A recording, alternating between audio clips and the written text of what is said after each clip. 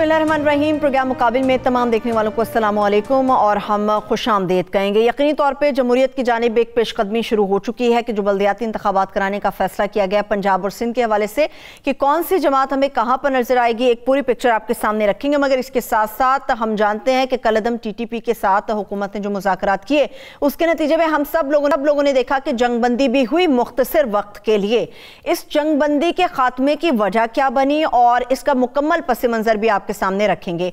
आज के इस प्रोग्राम मुकाबिल में कुछ हकीकतें भी माजी से मुताल्लिक और तारीख से मुताल्लिक आश्कार करेंगे आपके सामने। एक तो यह है कि बाबरी मस्जिद की शहादत जो हुई उस फैसले की असल वजह क्या थी, वो फैसला क्यों किया गया, और जिस भारतीय चीफ जस्टिस ने यह फैसला सुनाया उसकी अपनी शख्सियत कैसी है, ये आपको बताएंगे। मगर इसके साथ साथ मशरक़ी पाकिस्तान यानी कि बांग्लादेश के हवाले से बहुत सारे मुगालते हैं, बहुत सारे फसाने हैं जो गढ़े जाते हैं। मशरक़ी पाकिस्तान के हमसे अलग होने की हकीकत क्या है, वो भी आज हारून साहब अपने तमाम देखने वालों के साथ शेयर करेंगे। हारून साहब, बल्दियाती इलेक्शन और कवानीन पर तो हम बात करेंगे, मगर कलअदम TTP के साथ जंगबंदी हुई, सबसे बड़ा सवाल यह है कि जंगबंदी हो गई, इसके खात्मे की वजह क्या बनी, क्यों जंगबंदी खत्म हो गई?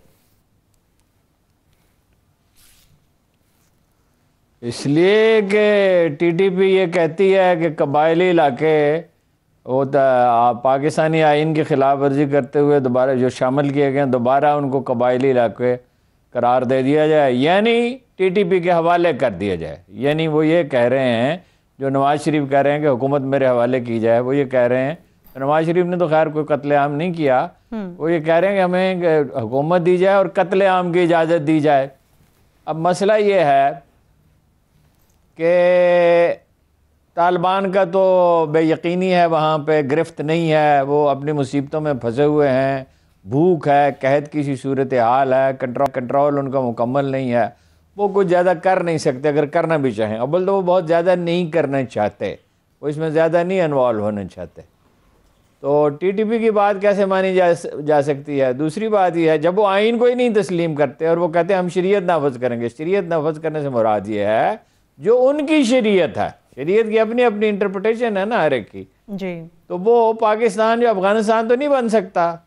और दूसरी बात यह है कि वहाँ तो तालिबान को अवाम की हमायत हासिल थी, एक बहुत बड़ी तादाद की हमायत हासिल थी। बाद में गुलबदीन हिकमत यार जो पश्तून बेल्ट में सबसे ज़्यादा मौसर है तालिबान के बाद, और कभी उनसे ज़्यादा मौसर भी हो सकता है, उसकी हमायत भी हासिल हुई। और उनके मुकाबले में कोई दूसरा फरीक तो था ही नहीं। जैसे तालिबान ईरान में इमाम ख़मीनी के मुकाबले में दूसरा फरीक जो था वो बहुत कमज़ोर था और वो एलिमिनेट हो गया वक्त के साथ, तोदा पार्टी थी, कम्युनिस्ट पार्टी। तो यहाँ तो उनकी कोई हमायत ही नहीं है, तो वो कह रहे हैं कि हमें एक पैरेलल हुकूमत बनाने की इजाज़त दें। दूसरी बात यह है, और वो कर नहीं सकते, फ़र्ज़ कीजिए हुकूमत करना भी चाहे, अव्वल तो करना नहीं चाहेगी, अगर करना चाहे तो अदालतें कैसे इजाज़त देंगी। फिर ये है कि सुप्रीम कोर्ट में जब बुलाया गया इमरान खान साहब को और उनसे कहा गया कि APC के शहदा के जो लोग जिम्मेदार हैं, बच्चों को शहीद किया बेदर्दी और बेरहमी से और बेईमियत की कोई इंतहा नहीं है, इतना सफाकी का मुजाहरा किया, आप उनके सामने सरेंडर करना चाहते हैं। और इशारा अदालत का इस तरफ था, एक बार फिर कहा सरेंडर करना चाहते हैं, जैसे मशरक़ी पाकिस्तान में सरेंडर किया था, तो ज़ाहिर है उसकी तो नौयत और थी। तो उन्होंने कहा कि बिल्कुल नहीं, और जो हुक्म अदालत देगी उसकी पैरवी करेंगे। तो ये बिल्कुल ही मुज़क्का खेज़ और बचगाना उनके मुतालबात हैं, और वो मेरा ये ख्याल है कि कोई सपोर्ट सिर्फ तालिबान की नहीं है, उनके अंदर पेनिट्रेशन, इस तरह के ग्रोह में पेनिट्रेशन बहुत आसान होती है। CIA की हो सकती है, MI6 की हो सकती है, रा की हो सकती है, रा की तो डेफिनेटली होगी, क्योंकि यहाँ जो दूसरे लोग उनके साथ हैं, मसलन अलकायदा वाले हैं, दाइश वाले हैं, अच्छा वो उनके फुटप्रिंट्स तो मिलते हैं इंडिया में भी, इंडिया में उनको पनाह भी दी जाती है, तरबियत भी दी जाती है, उनकी हौसला अफजाई भी की जाती है, और इंडिया ज़ाहिर है चैन से तो नहीं बैठेगा। वो भी अब अगर बराह रास्त नहीं तो बाद औक़ात ऐसा होता है कि वो कोई पार्टी के लीडरों से, किसी गिरोह के लीडरों से नहीं बात करते, इनडायरेक्टली इंटेलिजेंस एजेंसियाँ इस तरह काम करती हैं कि बाद औक़ात वो तंजीमें इस्तेमाल होती हैं, उन्हें पता तक नहीं होता। तो जाहिर है कि उनकी तो कोई बात मानी नहीं जा सकती। अच्छा, फिर ये है कि मेरा ये ख्याल है कि इस्टेब्लिशमेंट की भी रिजर्वेशन इसमें होंगी। अच्छा। डेफिनेटली होंगी। ठीक है। इसलिए कि उनसे मुज़ाकरात करने का मतलब ये कितने लोग शहीद हुए कबायली इलाकों में, कितने हुए बताइए? 4000 आदमी शहीद हुए। 4000 4000 फौजी अफसर और जवान शहीद हुए और अफसरों का तनासुब बहुत बड़ा था। अच्छा, फिर ये है कि आप उनको माफ़ कर दें और उनको जनाब बिल्कुल यानी कोई किसी तरह का मुआवजा न करें। वो APC में जो बच्चे शहीद हुए, जो शहरी शहीद हुए 60-70 हज़ार, उनका कौन जिम्मेदार है? दुरुस्त। तो दरअसल जब इस तरह से मुज़ाकरात की इब्तदाई नहीं होनी चाहिए थी। इमरान खान साहब की शुरू से इस बारे में जो अंदाज़ फ़िक्र रहा है वो नाकस रहा है। ठीक है। उन्होंने कहा था इनको यहाँ दफ्तर बनाने की इजाज़त दी जाए पेशावर में। उन्होंने जनरल राहिल शरीफ के दौर में और उससे पहले जनरल कैनी के दौर में फ़ौजी ऑपरेशन की मुखालफत की। हालांकि उस ऑपरेशन के नतीजे में अमन कायम हुआ। अगर पाकिस्तान लीबिया नहीं बना, इराक़ नहीं बना, शाम नहीं बना, अफ़गानिस्तान जैसी सूरत हाल पैदा नहीं, तो उसकी वजह वो ऑपरेशन थे। ठीक, दुरुस्त। पाकिस्तानी हुकूमत के फैसले खा बिल्कुल गलत हों, उसके नतीजे में ये नहीं हो सकता। बहुत से गलत फैसले किए पाकिस्तानी इस्टेब्लिशमेंट ने भी, हुकूमत ने भी, लेकिन ये नहीं हो सकता कि कोई हथियार उठा ले और आम शहरियों को कत्ल करना शुरू कर दे। ये कातलों का एक दरिंदों का गिरोह है। इसके साथ मुज़ाकरात का क्या मतलब है? ये तो था एक ऑप्शन तालिबान के कहने पे इख्तियार किया गया था और मेरा ख्याल है कि उसमें भी ये था कि टाइम गेन किया जाए। देखें अगर ये माकूलियत इख्तियार करते हैं तो कुछ रास्ता निकाला जा सकता है। फिर ये था कि जो कातिल हैं, जो मालूम है कातिल हैं, जिन्होंने बेगुनाहों को कत्ल किया है, वो कहते हैं उनको रिहा कर दें सबको और एक टीम बनाएं फटाफट। और टीम भी जाहिर है उन्हें वो चाहिए जो उनकी मर्जी की हो। जैसे नवाज शरीफ साहब ने बनाई थी, उनको भी मना किया गया था वो, मगर वो बाज नहीं आए थे। उनको बता दिया गया था कि भाई ये मौलवियों को ना ऑन बोर्ड लीजिएगा, ये टेक ओवर कर लेंगे। और उन्होंने टेक ओवर कर लिया था। और वो एक तो आदमी उन्होंने नामजद किया और दूसरा जिसको नामजद किया उसने खुद ही नामजद कर दिया। और जो बाकी लोग रखे थे वो भी आपको पता ही है वो कितनी सलाहियत उनमें थी। वो हमदर्द थे तालिबान के, उनमें से जिन लोगों को किया गया था। तो जो हमदर्द हैं वो कैसे, आप मुज़ाकरात करने जाते पोजीशन ऑफ स्ट्रेंथ से, मुज़ाकरात वो करेंगे, एक वक्त आएगा कि वो मुज़ाकरात करेंगे, लेकिन ज़रा सूरत हाल बेहतर होती है। पाकिस्तान आर्मी कमज़ोर नहीं है ना, ISI कमज़ोर है। इनको थोड़ा सा सबक सिखा दिया जाए। अभी कार्रवाइयाँ उन्होंने शुरू कर दी हैं और वो कुछ ना कुछ करेंगे। लेकिन अगर वो दिन गुजर गए जब हफ्ते में 3 से 5 धमाके होते थे, जब इंडिया से बेपनाह सरमाया आ रहा था, जब खाजा खिला की हाइट पे स्टेट ऑफ आर्ट हॉस्पिटल उन्होंने कायम कर लिया था, जब कोई पैसे की कमी नहीं थी, जब हर वक्त वो राह के साथ राब्ते में रहते थे, उनको कम्युनिकेशन नेटवर्क भी बना के दिया, अगर वो दिन गुजर गए और अमेरिका उसको ओवरलुक करता था, नज़रअंदाज करता था जानबूझ के ताकि पाकिस्तान कमज़ोर रहे और ब्लैकमेल किया जा सके उसको, अगर वो दिन गुजर गए तो ये कौन सा उससे बड़ा चैलेंज तो नहीं है पाकिस्तानी फौज निपट लेगी। ये भी गुजर जाएगा बिल्कुल। लेकिन हारून साहब, ये भी तो सवाल उठ रहा है ना, जिस तरह से आपने अफगान तालिबान के हवाले से बात की है। अफगान तालिबान के कुछ दिन पहले ये स्टेटमेंट आई है कि हमें कलअदम TTP के साथ ना जोड़ा जाए, हमारे मकासद दोनों तरफ से मुख्तलिफ हैं। तो फिर वो सालिस का किरदार अदा क्यों कर रहे हैं? पाकिस्तान के साथ मुज़ाकरात के लिए जोर वो क्यों दे रहे हैं फिर? देखिए, उसकी एक वजह तो ये हो सकती है ना, एक तो ये दोनों का पीर तो एक ही है ना, नजरियात भी एक ही हैं। दूसरी बात ये है कि वो तो यानी अपनी मुसीबतों में फंसे हुए हैं, वो नहीं चाहते कि एक और महाज खोल दें। यानी ये इस किस्म के लोग हैं, ये तो मर्सेंटरीज हैं ना, जो इंडिया से पैसे ले सकते हैं। वो क्या नहीं कर सकते? वो दाइश से मिल सकते हैं, अलकायदा से मिल सकते हैं, इंडिया से ज़्यादा मदद उन्हें मिल सकती है। तालिबान को अपने कदम जमाने में दुश्वारी का सामना है।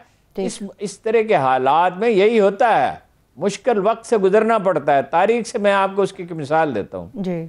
सलाहुद्दीन अयूबी जब सलीबियों से लड़ रहा था तो हिजाज में एक शख्स की हुकूमत थी जो परले दर्जे का लुटेरा भाई इसी किस्म का था जैसे ये हैं, तो वो हाजियों के काफिले लूट लेता था। अब सलाहुद्दीन तो सिर्फ लड़ रहा था, सलीबियों का मतलब है पूरा यूरोप। और वो यानी ये उस वक्त तक उस्मानी हुकूमत कायम नहीं हुई थी, इस इलाके में भी उनका गलबा था। और फ्रांस, बरतानिया, आर्मीनिया तक के तमाम, यानी जर्मनी, तमाम को 250 शहजादे उसमें शामिल थे और जनरल सारे शामिल थे। तो सलाहुद्दीन ने यह फैसला किया कि ये हिजाज में, चूँकि वो एक नया महाज नहीं खोलना चाहता था और उस डेजर्ट में ज़ाहिर है बहुत बड़ी तादाद की ज़रूरत होती फौज की, तो वो नकद अदायगी करता था, एक तरह से रिश्वत देता था उसको। अच्छा। और पैसे भी वो लेता था, करेंसी नहीं लेता था, सोने की वो कहता था कि मुझे सलाखें भेजी जाएं, तो सलाहुद्दीन उसको भेजता था। जब वक्त आया तो फिर उसका सफाया कर दिया, इसलिए कि जब सलीबी हार गए तो इसके बाद तो सलाहुद्दीन ने पूरी उम्मत मुसलमा का उस पर इत्तफाक राय था। तो बाद औक़ात आपको वक्त गेन करना पड़ता है। तो मेरा ख्याल है कि रियासत टाइम गेन कर रही है और इमरान खान साहब में भी अब क्लैरिटी आ गई होगी। ये तो फौजी कार्रवाई की मुखालफत करते रहे और जब हुकूमत में आ जाता है आदमी तो मालूमात भी उसके पास होती हैं। इनके लोगों को भी शहीद किया, MPs को, PTI के 3 MPs को शहीद किया। तो मेरा नहीं ख्याल कि ये कोई ऐसा मसला है, इसमें वक्त तो ज़रूर लगेगा लेकिन ये बिल्कुल इनका सफाया हो जाएगा। जिस तरह के इनके पेशरो जो हैं उनका हो गया जी। और जिस तरह इनकी कुव्वत महदूद हो गई तो इनसे निपट लिया जाए, कोई ऐसी इसमें वो बात नहीं है। वक्त लगेगा, तकलीफ भी होगी, ये याद रखें, लेकिन ये है कि रियासत से कोई नहीं लड़ सकता और रियासत पहले के मुकाबले में इस मामले में ज़्यादा ताकतवर है। बेशक बेशक। हारून साहब, अभी ताकत वो अपनी बिल्कुल उनकी महदूद हो गई है कलअदम TTP की, मगर वो बहाना आप जो छोटी मोटी कार्रवाइयाँ कर रहे हैं उसका बहाना वो ये लगा रहे हैं कि जी जंगबंदी ख़त्म हो गई है, हमारे मुतालबात पे अमल नहीं हुआ, एग्रीमेंट पे इन्होंने पूरा अमल दरामद नहीं किया। आपको कुछ याद पड़ता है कि माजी में भी इनके साथ कोई एग्रीमेंट्स हुए थे? क्या वो कामयाब हुए थे जो इस बार ये बहाना लगाया जा रहा है कि ये एग्रीमेंट कामयाब नहीं हो सका? एक एग्रीमेंट हुआ, एक एग्रीमेंट, दर्जनों एग्रीमेंट हुए। 2004 ऑनवर्ड्स कितने ही एग्रीमेंट्स हुए। मर्सेनरीज के साथ क्या एग्रीमेंट होता है? हुआ, टूट गया। जब भी आप करेंगे वो कोई बहाना बना के उसे तोड़ डालेंगे। देखिए, उनका तो उनका वजूद, उनकी बका, उनका फरोग और हर इस चीज पे मुनहसर है कि लड़ाई जारी रहे। लड़ाई जारी रहेगी तो पैसे मिलेंगे ना, और पैसे थोड़े से नहीं होते। मतलब मुझे ये जो अलहदगी पसंद 3-4 लीडर हैं बलूचिस्तान के, तो इनको इंडिविजुअली जो चीफ हैं, बरामदाग बुख्ती है मसलन, वो दूसरा उसका भाई है अख्तर मंगल का, इनको $1 मिलियन तो जाती अखराजात के लिए मिलते हैं। तो ये लोग हैं कौन? पहले ये देखिए कौन लोग हैं। कोई चेयर लिफ्ट चलाता था, कोई सब्जी बेचता था, इस तरह के लोग हैं। और अगर इनको इस तरह पैसे मिल रहे हैं, जो डेफिनेटली मिल रहे होंगे, तो जाहिर है कि वो क्यों अपना सुलह करेंगे। ठीक। तो ये फिर ये है कि ख्वाब वो देखते हैं कि अफगानिस्तान में हो गया तो यहाँ क्यों नहीं हो सकता। सही। मैंने आपसे हमेशा कहा, ये इनकलाबी जो लोग होते हैं, सो कॉल्ड इनकलाबी, ये आधे पागल होते हैं, बल्कि बाद तो पूरे ही पागल होते हैं। ये जहाँ भी इनकलाब आया, आप देखें फ्रांस में फ्रांसीसी इनकलाब है, रूसी इनकलाब है, चीन में इनकलाब है, वहाँ करोड़ों लोग क्यों कत्ल होते हैं? 5 करोड़ रूस में हुए, 1 करोड़ चीन में हुए, अब फ्रांस में बेशुमार लोग कत्ल हुए। तो ये लोग खून बहाने के आदी हो जाते हैं और नफ्सियाती मरीज बन जाते हैं, और जब तक ये खून न बहाएं इनको तस्कीन नहीं होती। ये वो लोग हैं जिनकी रस्सी दराज कर दी जाती है कुदरत की तरफ से, कौमों के लिए अजाब होते हैं। और अजाब से छुटकारे का तरीका यही है कि बिल्कुल असूलों पर डट जाएं, क्योंकि फितना जो है, कुरान मजीद कहता है अल फितना तो अशद्द मिनल कत्ल, फितना कत्ल से बड़ा गुनाह है। कत्ल खुद इतना बड़ा गुनाह है कि जिसने एक आदमी को कत्ल किया उसने तमाम बनी नौ इंसान को कत्ल किया। इनके साथ कोई नरमी नहीं बरतनी चाहिए। हिकमत अमली के तौर पे अगर कुछ टाइम गेन करना है तो कर लिया जाए। देखिए ना, आपने सूफी मोहम्मद से सुलह कर ली थी ना, सुलह कर ली, सारे मुतालबात मान लिए 100%, शरीय अदालतों का भी मान लिया और भी हर चीज़ मान ली। हर चीज़ मानने के बाद का उन्होंने एक जलसा किया और कहा कि हम नहीं मानते आइन को, हम नहीं मानते पार्लियामेंट को, और हम बैंक चलने नहीं देंगे। तो भाई ये अब आपने कल मुआहदा किया है और वो आलम दीन थे बज़ाहिर, तो कुरान मजीद तो कहता ऊफू बिल्लहद इन्ना लहदा काना मसूला, वादे पूरे किया करो। आप एग्रीमेंट इस नियत से कर रहे हैं कि आपने अमल नहीं करना। सही। ये सिर्फ इस्लाम का नाम लेते हैं, असल में इक़्तिदार चाहिए होता है। और इक़्तिदार तो आपको कई दफ़ा अर्ज़ किया है कि ये इंटॉक्सिकेशन पावर की जो नशा है, ये जब सर पे सवार हो जाता है तो आदमी की अक्ल काम नहीं करती, उसके होश हवास बाकी नहीं रहते। बाकी जनाब रसालत माब का इरशाद इस सिलसिले में मौजूद है कि ये इस तरह के फितने उठेंगे और कमो बेश आपके अल्फाज ये हैं कि लड़के बाले होंगे। उसमें एक की तरफ तो वादे इशारा है बगदादी की तरफ कि कुन्नियत शहर के नाम पे होगी, और शहर के नाम पे कुन्नियत होती नहीं है। लड़के बाले होंगे और आपस में लड़ मड़ेंगे। ये आपस में लड़ेंगे अभी, अल्लाह के रसूल की बात गलत तो नहीं हो सकती ना, किसी 1% भी कमी नहीं हो सकती, उसमें गलत का क्या सवाल है। तो जो लोग हदीस को नहीं मानते उनकी बात दूसरी है, मुसलमान तो हदीस को मानते हैं। रसूलुल्लाह ने फरमाया था ईरान फतह, ईरान पे गलबा होगा, रूमियों पे गलबा होगा, चट्टानों के अपना वो ढालों के चेहरे वाले नहीं तातारियों पे उम्मत गलबा पाएगी, आखिर में दज्जाल पे गलबा पाएगी। तो ये भी दज्जाल के लिए राह हमवार कर रहे हैं। ये भी रसूलुल्लाह सल्लल्लाहु अलैहि वसल्लम ने फरमाया 1/3 दज्जाल से लड़ेंगे और वो फासिक होंगे। फासिक का लफ्ज़ इस्तेमाल किया है, यानी ईमान ही उनका मशकूक है। सही। और 1/2 मिल जाएंगे, वो जो मिले हुए उनका भी आपको पता है, सबको नाम लेने की ज़रूरत नहीं है। जो रोज़ अमरीकी ये जो NGOs हैं, ये बाज़ सब नहीं, बाज़ NGOs अच्छी बहुत हैं, तो ये NGOs वाले हैं, इंडियन लॉबी है, अमेरिकन लॉबी है, ये क्या है? ये दज्जाल के साथी हैं। और 1/3 फरमाया कि फिर वो लड़ेंगे दज्जाल से और उस पर गलबा पाएंगे। तो हमें तो ये देखना है कि उसूल क्या है, हमें ये देखना कुरान मजीद क्या कहता है, हमें ये देखना है तारीख़ का सबक ये क्या है, सबक क्या है, और हमें ये देखना है कि कौम का मफाद क्या है। ठीक है हारून साहब, एक आखिरी सवाल इसी टॉपिक पे फिर हम आगे बढ़ेंगे।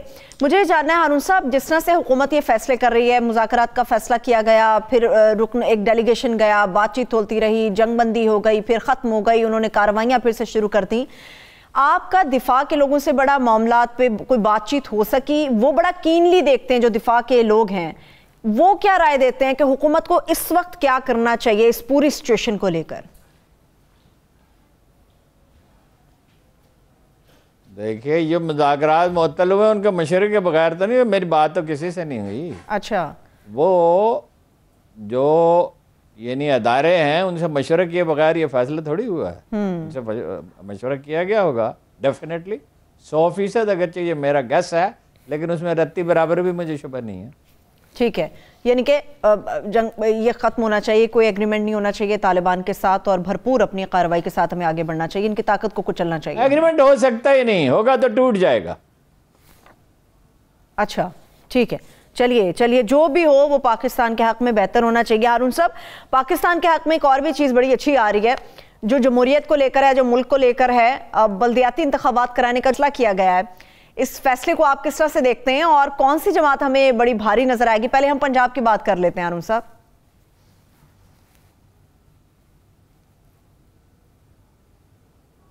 पहले पंजाब की कर लें, सिंध की करनी चाहिए पहले बात, जहां वो मुराद अली शाह जो है आपे से बाहर हो रहे हैं, बल्कि जामे से ही बाहर हो गया आज तो। अच्छा, मुराद अली, मैं सिंध की बात कर लेती हूँ हारून साहब। सिंध में तो बल्दियाती इंतखाबात क्या होंगे, कानून को लेकर ही वहाँ पर बड़ा हल्ला मचा हुआ है। अभी ये बताइएगा हारून साहब, मुराद अली शाह साहब तो बहुत बड़ी बड़ी बातें कर रहे हैं, जैसे आपने कहा, वो कहते हैं हक ना दिया गया तो सिंध कुछ और सोचेगा, फिर कभी अपोजिशन को वो अक़लियत कह देते हैं और कभी जाहिली कह देते हैं। वो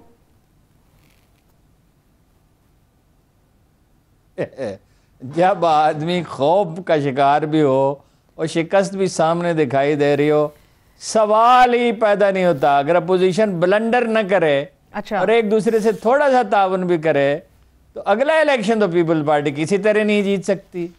13-14 साल तो लोगों ने भुगत लिया, तकरीबन 14 साल होने वाले, भुगत लिया, और तबाही ऐसी फैलाई है। कराची को तो यरगमाल बना लिया, हैदराबाद को भी यरगमाल बना लिया, और देही इलाकों में बजट ज़रूर बनाया, मुख्तस ज़रूर किया, मगर देही आबादी में भी, देही सिंध में भी काम तो कोई नहीं किया। गुर्बत है, अफलास है। सिंध के बजट का 90% कराची से आता है, और खर्च कितना होता है? 5-10% उस पर। बल्दियात को इख्तियारात नहीं देना चाहते। अब इसमें सारे लोग एक्सपोज हो रहे हैं वक्त गुजरने के साथ। आपसे कहा था वो उनसे नईमुर रहमान साहब से बात करें। जी उनसे बात हुई है हारून साहब। 19 दिसंबर को मुज़ाहरा करना चाहते हैं, ले रहे हैं हारून साहब, उनको ले रहे हैं, आप अपनी बात जारी रखिए। तो ये जो है ना, इंतहाई मुतस्सब आदमी है मुराद अली शाह, इनके बारे में मशहूर है।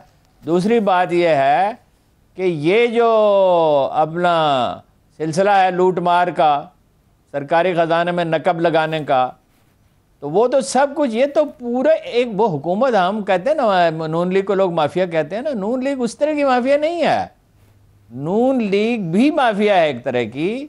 वैसे तो सारी सियासी पार्टियों का कम में यही हाल है इस्तिस्ना के अलावा, लेकिन वहां वो तो बिल्कुल ही माफिया है ना। हर तकर्रर डिप्टी कमिश्नर का, टीपीओ का तकर्रर, हर एसएचओ का तकर्रर, हर भर्ती इस नुक्ता नज़र से की जाती है कि इलेक्शन लड़ना है। और बल्दियाती इलेक्शन में भी आप देख लेंगे अभी ये धांधली करने की कोशिश करेंगे। इख्तियारात ये बल्दिया देंगे नहीं बल्दियात को, बिल्कुल सवाल ही नहीं।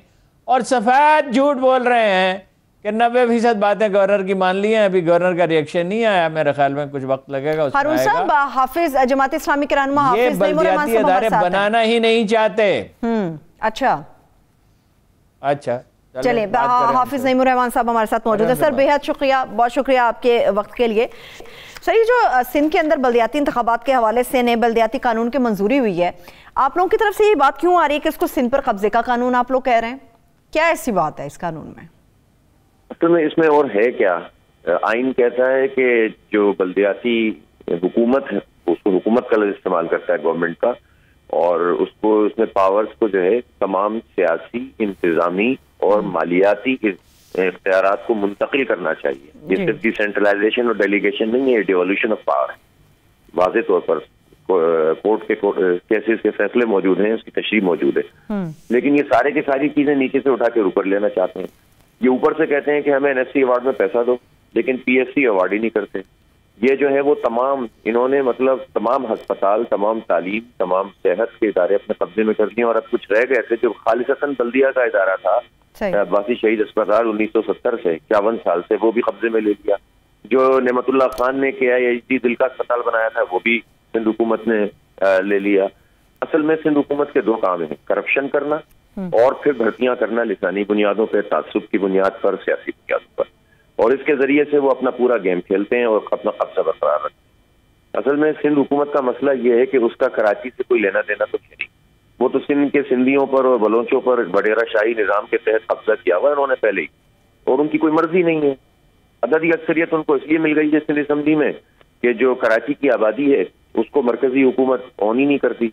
और अफसोस की बात यह है कि वो MQM जो इस बिल पर एतराज कर रही है, PTI और MQM ने मिलकर इस मर्दमशुमारी को भी नोटिफाई किया है और जायज करार दिया है। अच्छा। कराची की आबादी तकरीबन आधी है, तो हमारी नुमाइंदगी नहीं है वहां पर, तो पूरी नहीं है, जिसके नतीजे में वडेरे जो है वो पूरे के पूरे शहरी आबादी के ऊपर काबिज। मसला सिंधी महाजिर का नहीं है, मसला कब्जा सिस्टम का है। लेकिन अब पीपल्स पार्टी कर क्या रही है, मुराद अली शाह साहब ये कर रहे हैं कि उन्होंने अपना आखिरी नाटक खेला है कल, और उन्होंने कहा है कि जनाब हम कुछ और करने पर मजबूर होंगे जी। तो भाई जब आप कुछ और करने पर मजबूर होंगे तो कराची वाले भी कुछ और करने पर मजबूर होंगे। आप रियासत को चैलेंज कर रहे हैं, आप जो है वो हुकूमत को चैलेंज कर रहे हैं, लेकिन ये सिर्फ और सिर्फ सिंधी महाजिर तफरीक दोबारा पैदा करना चाहते हैं, और इससे दो ही पार्टियों को फायदा होता है, MQM और पीपल्स पार्टी। अच्छा। तो ये वो प्रॉब्लम है। जब ये जो बिल है ना, ये 2013 का चरबा है। नहीं रहमान साहब, एक मिनट रुकिएगा। जी रुकिएगा रुकिएगा जरा। MQM को कैसे फ़ायदा होगा इसका? उन्हें तो फ़ायदा होगा, वो तो बिल्कुल वो जब तासुब की आग भड़काएंगे तो सिंधी बोर्ड जो है वो उसको मुश्तइल करके, यही उनकी टेक्निक हमेशा रही। जुल्फ़िकार अली भुट्टो की भी टेक्निक यही थी। उनकी सिंधी अखबारात में छपी हुई तकरीरें देखें तो वो उसका लहजा बिल्कुल मुख्तलिफ है। और सिंध में जागीरें उन्होंने नहीं ली थी, पंजाब में कुछ ज़मीनें ले ली थी, और उर्दू बोलने वालों की ज़मीनें ले ली थी, पंजाबियों की ले ली थी, पख्तूनों की ले ली थी, कुछ ज़मीनें सिंधियों की नहीं ली थी। और उसके बाद बेनज़ीर की भी तकरीरें जो हैं वो जब सिंधी ज़ुबान में बात करती थी, टूटी फूटी सिंधी बोलती थी, उर्दू से भी कमतर थी उनकी सिंधी, तो उनका लहजा, और यही जरदारी साहब का तरीका है। इनको तो फ़ायदा होगा बज़ाहिर, अगरचे अल्टीमेटली तो नुकसान ही होगा, क्योंकि ये सिंधी पार्टी पहले ही बन चुकी है और ज़्यादा बन जाएगी, और ज़्यादा इसका ये करैक्टर वो जो है आश्कार हो जाएगा। MQM को कैसे फ़ायदा होगा इसका? लेकिन जब भी सिंधी मसला पैदा होगा ना, तो दूसरी तरफ फिर लोग महाजिरिज्म की तरफ जाते हैं ना। और अब हालांकि MQM को भी गलत फहमी है कि वो महाजरों की पार्टी है, इसलिए कि आप देख रहे हैं पूरा ट्रैक रिकॉर्ड आहिस्ता आहिस्ता महाजरों को समझ में आ गया 30-35 साल का ये अमल कि हमें मजीद बेवकूफ़ नहीं बनाया जा सकता। देखें, एमक्यूएम के लिए प्रॉब्लम ये है कि 2013 में जब ये बल्दियाती एक्ट पास हुआ था और मुशर्रफ के ज़माने का जो गवर्नमेंट का सिस्टम था उसको ख़त्म किया गया था, तो एमक्यूएम इत्तेहादी थी पीपल्स पार्टी की, और हर कुछ दिनों में रूठते थे, मनते थे कि भाई को ये क्यों कह दिया, भाई को वो क्यों कह दिया, इस पर होता रहता था। लेकिन कभी कराची के जेन्युइन इश्यूज पर उन्होंने हुकूमत को थ्रेट नहीं दिया था। 2013 के इस बल्दियाती एक्ट के बाद 1 साल एमक्यूएम हुकूमत में रही है। अगस्त 2013 में ये पास हुआ था, ज़बानी जमा खर्च की थी जैसे अभी कर रहे हैं। फिर उसके बाद नवंबर 2014 तक एमक्यूएम सिंध हुकूमत का हिस्सा रही, और अलीहदगी भी उनकी इन वजूहात की बुनियाद पर नहीं हुई थी। कभी कोई हड़ताल बल्दियाती बिल पे नहीं हुई, कभी कोई धरना, कभी कोई घेराव नहीं हुआ। क्यों? उस वक्त तो वो शहरी हुकूमत का सिस्टम उन्होंने उसी वक्त झपट्टा मारा था उसमें, तो इन पे तो सबसे ज्यादा अटैक करना चाहिए था ना। ताकतवर तरीन एमक्यूएम थी उस वक्त, उनकी मर्जी से शहर खुलता था, उनकी मर्जी से शहर बंद होता था। उन्होंने ये काम नहीं किया, इसलिए कि इसी तरह की तफरीक के नतीजे में ये लोग अपनी दुकान चमकाते हैं। अभी भी देखें, एमक्यूएम वाले हमारे पास आए भी, और इस वक्त ज़ाहिर है एमक्यूएम हमारा मौजूद भी नहीं है, सब तो पीपल्स पार्टी ने कब्जा किया है। लेकिन एमक्यूएम के ऊपर लोगों का एतबार अब महाजरों का इसलिए भी नहीं है कि उन्होंने महाजरों को बहुत डिच किया है और कुछ भी नहीं मिला। हमारे पास तालीम थी वो भी छिन गई, तहजीब थी वो भी छिन गई, और आज पीपल्स पार्टी ताकतवर है ही इसलिए कि पीटीआई और एमक्यूएम कमजोर है, और कमजोर इसलिए कि वो कराची को ऑन नहीं करते। भाई गिनती तो पीटीआई और एमक्यूएम ने कम की है ना, हमारी नोटिफाई की है। सर मुझे ब्रेक की तरफ जाना है, सर मुझे ब्रेक की तरफ जाना है, मगर ब्रेक से पहले एक आखिरी सवाल आपसे पूछना चाह रही हूँ। अब अपोजिशन जमातों ने यह फैसला किया कि अवामी तहरीक चलाई जाएगी इस कानून के खिलाफ, आप भी उस अवामी तहरीक का हिस्सा होंगे या जमाते इस्लामी अपने तौर पर कुछ और सोचेगी? ये तो अभी 10 दिन के बाद इन्होंने कहा है ना, पहला बिल पास हुआ फिर दूसरा कि हम अवामी तहरीक चलाएंगे। हमने तो पहले ही दिन 11 धरने अनाउंस किए और किए शहर के अंदर। उसके बाद हमने 100 से ज्यादा मकामात पर एहतजाज किया, और अब हम सिग्नेटरी कैंपेन चला रहे हैं, और 19 तारीख को यानी अगले इतवार को हमारा बहुत बड़ा कराची बचाओ मार्च होगा। असल में अच्छा तो लगता है कि सब मिलकर जिद्दोजहद करें, लेकिन मुझे बताएं कि वो पीटीआई और वो एमक्यूएम कि जो गिनती आदि कर दे, जो कोटा सिस्टम गैर मुय्यना मुद्दत के लिए बढ़ा दे, जो जाली किस्म के इफ्तिताह करने लगे, जो ग्रीन लाइन 10% काम में इजाफा न करें और ट्रायल का इफ्तिताह करने प्राइम मिनिस्टर आ जाए, जो 80 बसें देकर 8-9 हजार अरब रुपए 3 साल में कराची ने विफाक को दिए हैं, उसके जवाब में हमें खैराती तौर पर 80 बसें दें और शोर ये मचाएं कि हमने कराची को फतह कर लिया, तो वो एमक्यूएम और पीटीआई जिस कंडक्ट के साथ कराची में काम कर रहे हैं, अगर हम उनके साथ खड़े होंगे तो हमारा मैसेज कंफ्यूज हो जाएगा। जमात इस्लामी डेवलप किया है कराची को, जमात इस्लामी की सीरियस तहरीक लेकर चल रही है, और मुझे यकीन है कि आवाम अब दोबारा पलटेंगे और जमात के साथ आएंगे। मैं मैसेज कंफ्यूज भी नहीं करना चाहता और लिटोरों के साथ बहुत शुक्रिया, बहुत शुक्रिया हाफिज नईम रहमान साहब हमारे साथ मौजूद के वक्त का शुक्रिया। एक छोटी सी ब्रेक की तरफ चलते, ब्रेक से वापस आएंगे, गुफ्तगू यहीं से आगे बढ़ेगी, मगर इसके साथ साथ आपको बाबरी मस्जिद की शहादत के हवाले से बहुत सारी चीज़ें जो आपके सामने हम रखेंगे। हमारे साथ रहिए। Welcome back. बल्दियाती इदारों से मुतालिक हमारी बात चल रही थी। हारून साहब, जिस तरह से हाफिज नईम रहमान साहब बता रहे थे, जो कुछ बातें उन्होंने पीटीआई और एमक्यूएम के बारे में कही सिंध को लेकर, मगर पंजाब के हवाले से भी अगर बात करें, ओवरऑल बात करें, क्या पार्टियां वाकई चाहती हैं कि मुल्क के अंदर बल्दियाती इंतखाबात होने चाहिए? क्या पार्टियों की रजामंदी होती है इसमें? बिल्कुल नहीं चाहती, कोई भी नहीं चाहता था। चौधरी परवेज इलाही साहब भी नहीं चाहते थे, शहबाज शरीफ भी नहीं चाहते थे, और ये हुकूमत जो है इसमें भी अगर आप सूबे की सतह पे पूछें तो नहीं, उस्मान बुज़दार साहब कतन पसंद नहीं करेंगे और सूबाई हुकूमत नहीं करेगी। तो इमरान खान का नुक्ता नज़र इसमें मुख्तलिफ है और सही है, उनका नुक्ता नज़र के बल्दियाती अदारे बनने चाहिए, और वो पुरुम्मीद हैं। उनका ख्याल ये है, या अब ये खुशफहमी है, यह सही है, उनका अंदाज़ा ये पता चल जाएगा कि वो ख़ुद कैंपेन चलाएँगे उससे पहले, और कुछ इक़दाम किए मैं आपको बताता हूँ जी, तो वो उसके नतीजे में मजबूत बल्दियाती अदारे कायम हो जाएंगे। देखिए, हाफिज नईम रहमान साहब ने जो बात की उसमें बहुत से पॉइंट सही हैं। एक बात उन्होंने नहीं की, उस तरफ उनका जहन नहीं गया, या अभी टाइम भी कम था। देखिए, पंजाब में मिलेंगे 30% बल्दियाती अदारों को। अच्छा, अगर सिंध में बल्दियाती अदारों को 30% मिलते हैं, ये उन्होंने सही कहा कि पहले जो इख्तियारात हासिल थे वो भी छीन लिए। ये पहला वो उन्होंने 2013 की बात की, 2011 में आया था, उस वक्त भी एमक्यूएम हुकूमत का हिस्सा थी, 2013 में भी एमक्यूएम हुकूमत का हिस्सा थी। वो अपने लिए मराहत ले लेते थे और महाजरों के और शहर, कराची शहर के और हैदराबाद शहर के मफादात कुर्बान कर देते थे। वो ज़ाती सियासत थी और एक आदमी के गिर्द घूमती थी। ये सब तो उसके सामने बच्चों की तरह, स्कूल के बच्चों की तरह मुअद्दब रहते थे और इसीलिए इनमें लीडरशिप की अहलियत ही नहीं पैदा हो सकी कि कोई बड़ा काम कर सकता ही नहीं है, क्योंकि इनको दबा के रखा जाता था और ये कहते थे कि लीडर चाहिए हमें, मंजिल नहीं चाहिए, लीडर चाहिए। ये उसकी पूजा करते थे और इन्हें मारता पीटता भी था, इनकी तजलील भी करता था, फिर भी ये उसको गवारा करते थे। देखिए 30% का मतलब क्या है? 350 अरब रुपए, टू बी एग्जैक्ट 266 अरब रुपए सालाना तरक्याती मंसूबों के लिए मिले हैं सिंध को।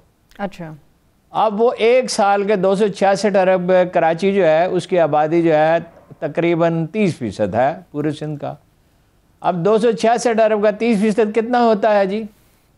को 70-80 अरब रुपए तो बनते हैं कम से कम तकरीबन। अब आप अंदाज़ा लगाएं कि अगर 80 अरब रुपए बने, जितने भी बने, हिसाब गलत हो सकता है, मैं जल्दी में हिसाब लगा रहा हूँ, जितने भी बने, तो अगर ये 240 अरब रुपए खर्च हुए होते कराची पे, तो आप अंदाज़ा लगाएं कराची की हालत क्या होती। कराची में जो पैसा इन्वेस्ट होता है मुल्क के किसी भी दूसरे हिस्से के मुकाबले में, किसी भी दूसरे हिस्से के मुकाबले में वो ज़्यादा नताइज पैदा करता है। मतलब वही पैसा आप लाहौर में इन्वेस्ट करें, फैसलाबाद में करें, मुल्तान में करें, इसलिए कि कराची के लोग जो हैं वो जदीद ज़हन रखते हैं, वो कदर साइंसी अंदाज़ फ़िक्र है। उसमें वो कम्युनिटीज़ हैं जिन्हें कायदे आज़म लेकर आए थे। कायदे आज़म गए थे गुजरात के उन कस्बों में जहाँ पे कारोबारी लोग थे जो सदियों से कारोबार करते आए थे, और मुंबई में के कारोबारी लोगों से बात की थी, उन्होंने दिल्ली के कारोबारी ख़ानदानों से बात की थी। वो उन लोगों को लेके आए थे जो कारोबार करना जानते थे। कराची की ट्रेडिशन बहुत मजबूत है, जो हुकूमत करना भी जानते थे, सरकारी दफातर में रहे थे। कराची में 1 रुपया लगता है तो उसका 5, 7, 10 रुपए का फायदा होता है, इतना पैदा होता है। तो ये उसे नहीं देना चाहते बिल्कुल पैसे। पंजाब में मिलेंगे तो देखिए तरक्की हुई कब, कराची में कब तरक्की हुई? नेमतुल्ला खान के ज़माने में। कराची में नेमतुल्ला खान ने, यानी इतनी तेज़ी से उनके ज़माने में तरक्की हुई। बजट कितने गुना बढ़ा था? कम अज़ कम 15 गुना, 1500%, 20% तकरीबन 15 से 20% के दरमियान बजट बढ़ा। उन्होंने एक तो उनको कायल किया प्रेसिडेंट को कि ये फौजी अदारे हैं, यहाँ पे कैंटोनमेंट का एरिया है, बैरिया का एरिया है, ये सब लोग जो है इसमें कंट्रीब्यूट करें।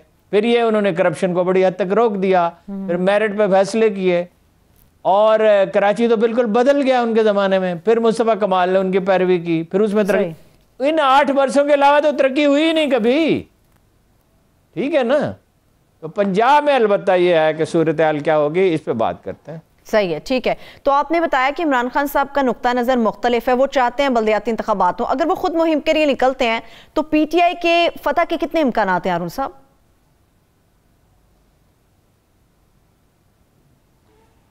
देखिए इमरान खान साहब भी बहुत पुरजोश नहीं थे। अच्छा। उनका नुक्ता नज़र दुरुस्त है कि बल्दियाती अदारे मजबूत होने चाहिए।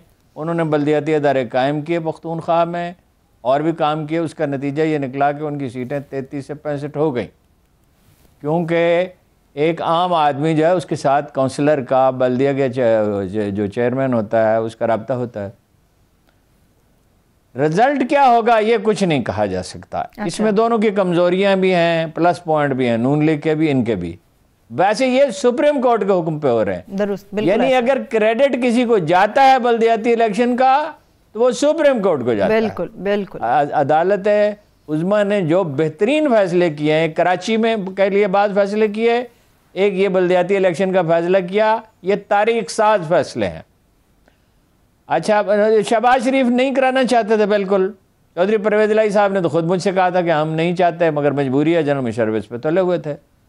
अच्छा, शहबाज शरीफ ने 1 साल, पूरा 1 साल हल्फ ही उठाने नहीं दिया। बिल्कुल याद। अब एक शहर का मुझे पता है, नाम नहीं मैं लेना चाहता, लोगों के नाम लेना अच्छा नहीं होता, सिर्फ एक शहर में 10-15 लाख रुपए माहाना जो बल्दिया का चेयरमैन बनना चाहता था उसको काउंसलरों को देना पड़ते थे। तो करप्शन तो निचली सतह पे भी आपको पता है बहुत है और बहुत अरसे से है। तो 1 साल उन्होंने हल्फ ही नहीं उठाने दिया, जितना हो सका रोका। क्योंकि वो इख्तियारात सिर्फ ये नहीं है कि बल्दियात को नहीं देना चाहते, पार्टी को भी नहीं देना चाहते, काबीना को भी नहीं देना चाहते। वो जो सारे इख्तियारात और तमाम रुपया शहबाज शरीफ की जेब में होना चाहिए और नवाज शरीफ की गाइडेंस के मुताबिक खर्च होना चाहिए। उनमें एक प्रॉब्लम है, उनका प्रॉब्लम ये है कि क्या हमजा और शहबाज शरीफ ऑन बोर्ड होंगे या नहीं होंगे। मरीम साहबा फैसला करेंगे या वो करेंगे।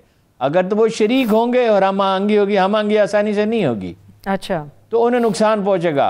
पॉपुलर इस वक्त वो ज़्यादा हैं, नून लीग के बोर्ड ज़्यादा हैं एज ए होल, इसलिए महंगाई की वजह से लोग नाराज़ हैं।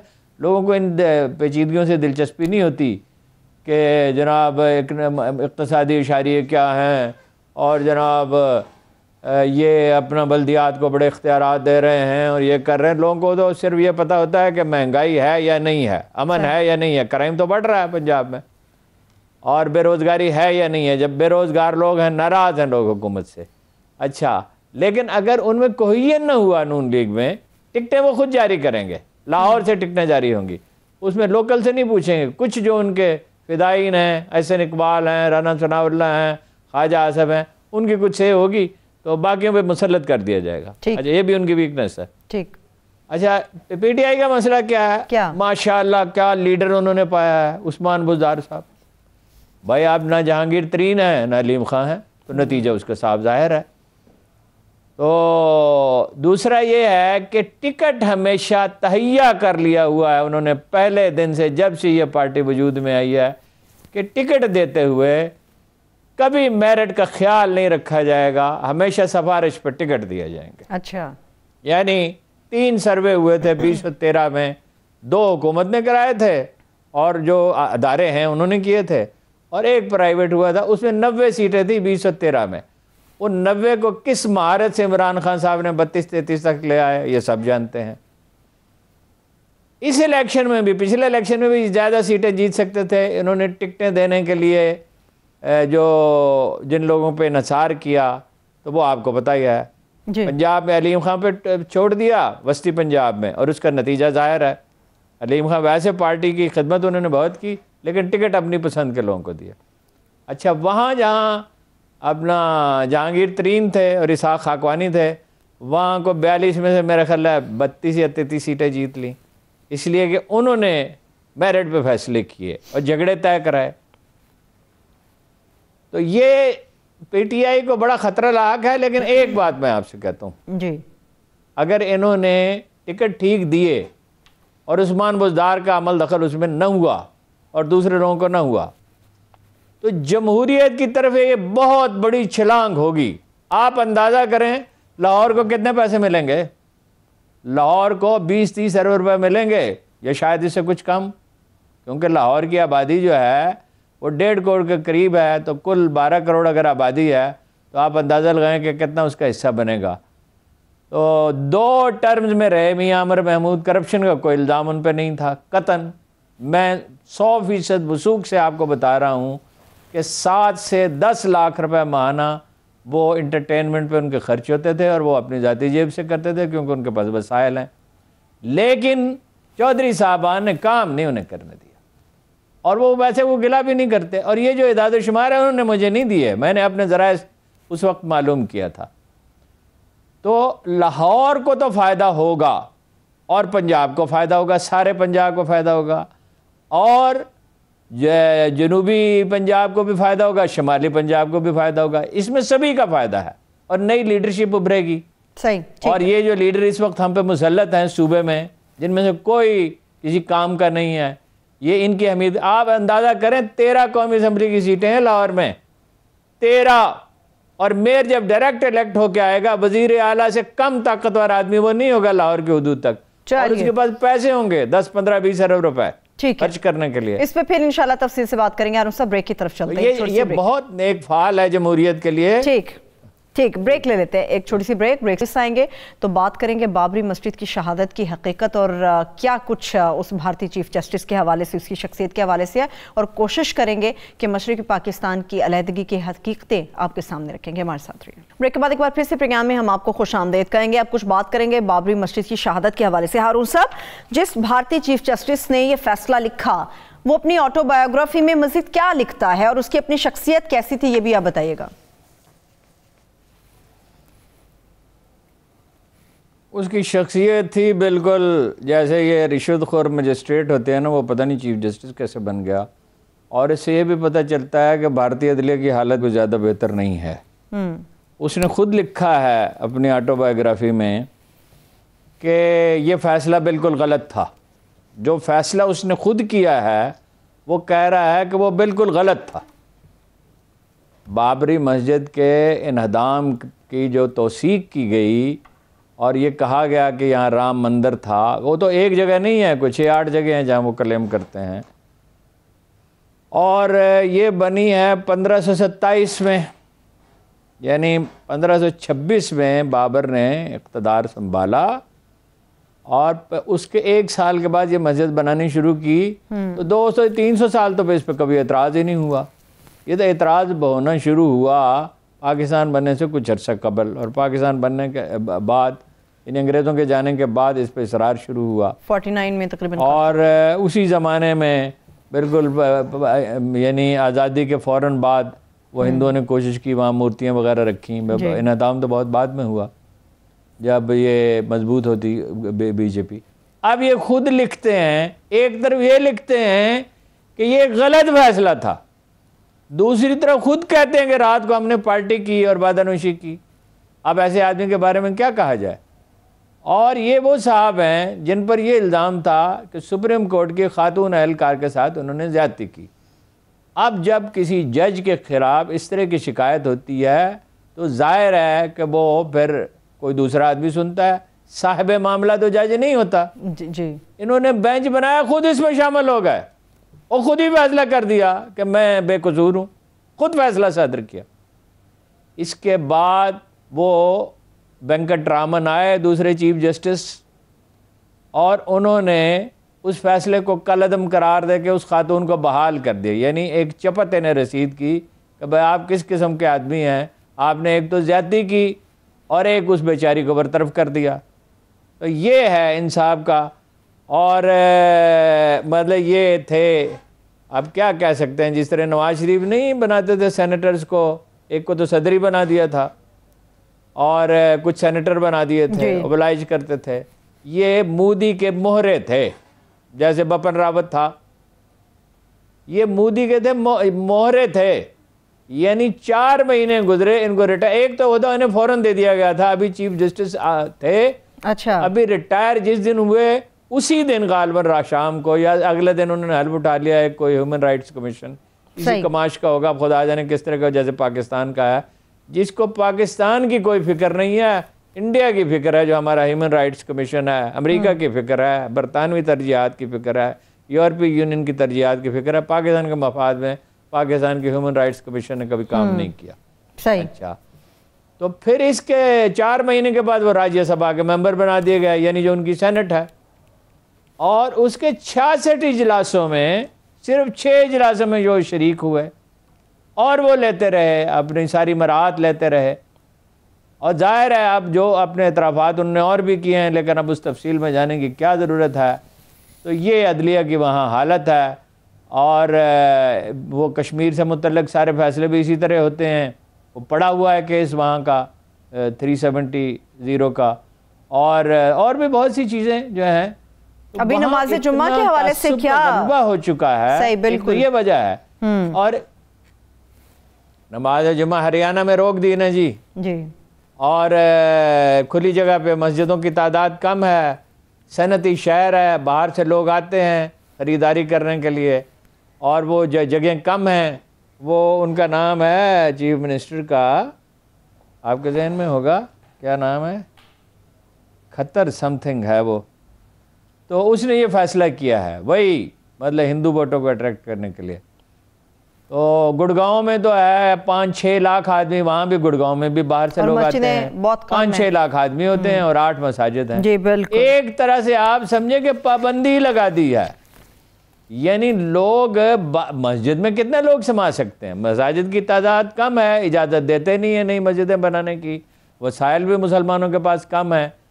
और जो लोग इन पर दबाव डाल सकते हैं, यानी अरब दबाव डाल सकते थे, सही, तो अरबों के तो अभी एक कज़न बन गए, इसराइली तो उनके पक्के कज़न हैं। जो उन्होंने इसराइल के साथ एग्रीमेंट किया है उसका नाम इब्राहिम वो एग्रीमेंट है, यानी हज़रत इब्राहीम की हम औलाद हैं, वो दबाव डाल सकते थे, लेकिन वो फिलहाल तो कोई उम्मीद नहीं है। और आपको पता है कि वहाँ मंदिर भी बन रहे हैं बाबल में, अरब में, और सऊदी अरब में क्या हो रहा है। जी, भारत ने हारून साहब कुछ कारोबार मशरकी पाकिस्तान के हवाले से भी किए थे। एक आखिरी मिनट है, अगर आप उस पर कुछ मजीद बात करना चाह रहे हो मशरकी पाकिस्तान से मुतालिक, फिर मुझे क्लोजिंग की तरफ जाना है।